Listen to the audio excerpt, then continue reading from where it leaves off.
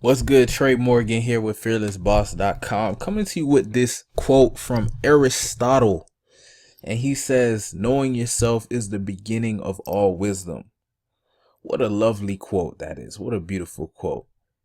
This man is saying you have no wisdom until you know yourself. Wisdom doesn't start until you know who you are. And isn't that the truth? I mean, you could try to be someone else as much as you want, but you just trying to be someone else. You just number two. Sometimes you're not even number two. This is other people trying to be that person. But if you be yourself, and I don't mean it in that cliche way. I mean you can model people. You can have your what I'm saying, people that you look up to and you think are cool. You can have your mentors. You can have your your role models and stuff like that. But what I'm saying is you still have to dig deep and understand you. You still have to get deep and understand who you are and understand why you say the things you say, why you do the things you do, why you act the way you act. You need to write it, you need to go back and see what do you believe about food? Like, why do you eat the type of food you eat? Like, it's because of your beliefs. Like, if you're eating junk food and you know you shouldn't be eating junk food, you got to sit down and really see why you are eating junk food if you're not happy about it. That's just a random example, but you need to understand your beliefs about people. Do you think people are cool? Do you think people are weird? Are you introverted? Are you extroverted? Why are you introverted? Why are you extroverted? Right? Sometimes we know we are something, but we don't know why. We don't go deep. Maybe we're afraid. Maybe we're afraid to go deep. Some cases we're afraid to go deep because we don't want to feel certain pain or feel certain emotions, because we kind of have an idea that there's some attachment to some event, some past event, or something that happened in the past or whatever.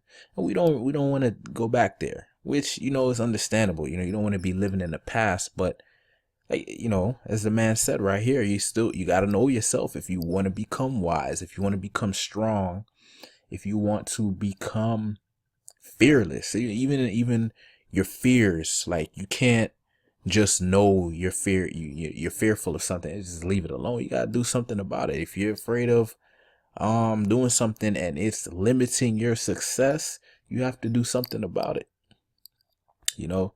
One of the things I'm doing in my life is I'm learning to be more sincere instead of serious, right? So, instead of taking things seriously all the time, just start smiling more, just start laughing more, just start seeing the humor in things, right? When something stupid happens or something ridiculous happens or something doesn't go my way, now a lot of times I'll just smile or I'll just laugh about it, or I'll just say, wow, did that really just happen? And just keep it moving, because what's the point of getting mad? What's the point of getting, uptight and, wanting to punch a wall, a hole in the wall?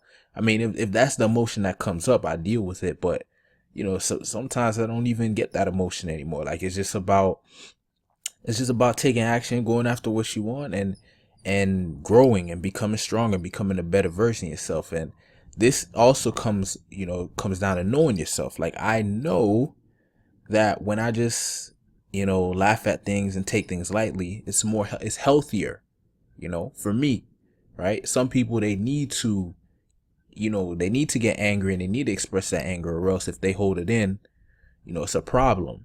So you got to know yourself. You really have to know yourself, because you can sabotage your own success if you don't understand yourself.